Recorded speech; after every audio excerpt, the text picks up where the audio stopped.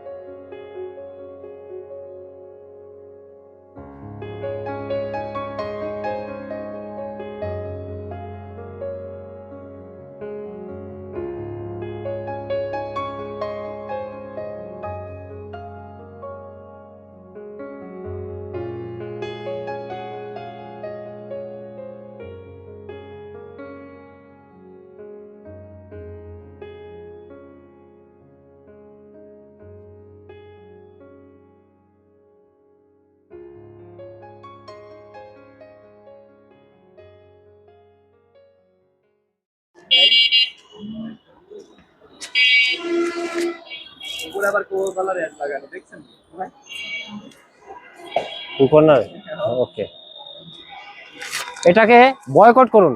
এই যে এটাকে বয়কট করুন। এই কোকা কোলা খাওয়া যাবে না, এটা ইসরায়েলি পণ্য, বয়কট করুন।